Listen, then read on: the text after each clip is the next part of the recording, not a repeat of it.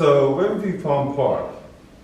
Well, when the idea of closing the farm as a prison farm came up in 2015, it was the big news in the newspaper, what would happen. And I went back and looked at all the articles I could find and information. I located the master plan for the Riverview Farm Park, and I learned that there had been a lot of work done in planning for that area. And going back, well, not only to 68, but an article I found recently said they were talking about making the park in 1962. I was 13 years old, and now I'm a bit older than that. And we have, and that was a 1987 article, and one of the men they quoted in the article from Denby Concerned Citizens is working with us now. He was in his 40s. He's up there, get close to 80 now. So you see, there's several reasons for keeping it. If you look at Newport News, it's a long, narrow city. Most of the waterfront that's available to people now is at the south end. There's Huntington Park, which is actually it's the busiest park in the city, even though it's fairly small compared to Newport News Park. But it's really the busiest in the city, and a big part of that is the fact that it has a beach and it has access to the water.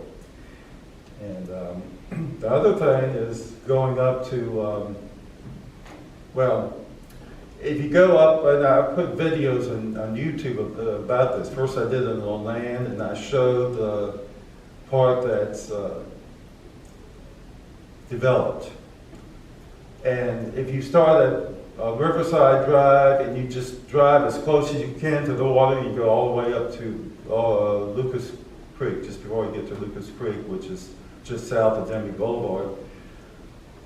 And there's no place where you can put it in a boat. There's no real park. There's a couple places where there's a road that ends at close to the water's edge, and the right of way you could walk down to the water.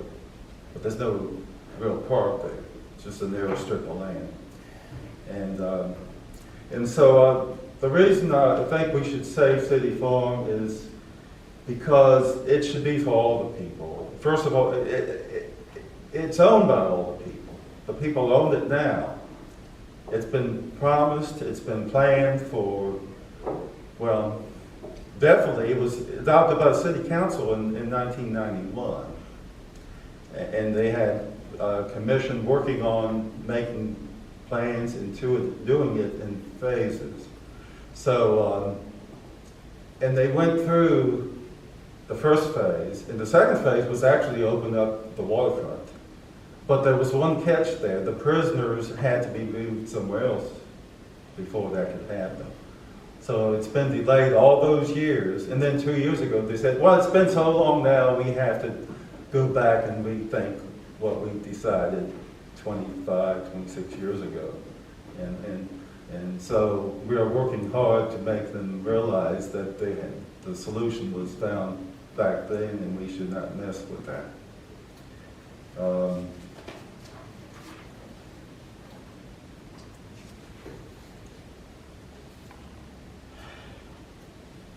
I guess I want to summarize a few things here. From the work camp at Chelsea, I learned that being on a mission required doing whatever was necessary at the time. It needed to be a team effort in order to be effective. There would be other people coming along later to carry on the mission's ultimate goals of reaching and serving people. So we were there to lay the groundwork, not directly to interact with the people, even though we did have some interaction. But other people would come along and carry on the mission of the church. From the community center, Denby Community Center, I learned the value of contacting like-minded people.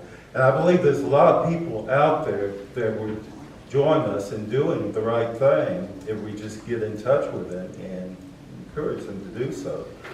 the biggest problem is people thinking it's already a done deal. It's not a done deal. If you think about it, when they were trying to build a super Walmart on Hampton Road Center Parkway, enough people came out there and stopped that. And there's no business that's bigger than Walmart is. I mean, that's about as big as you can get on a retail basis. And so if enough people stand up and say, this is how it must be, I think we can make people understand, particularly since they have to run for re-election if they want to stay in city council.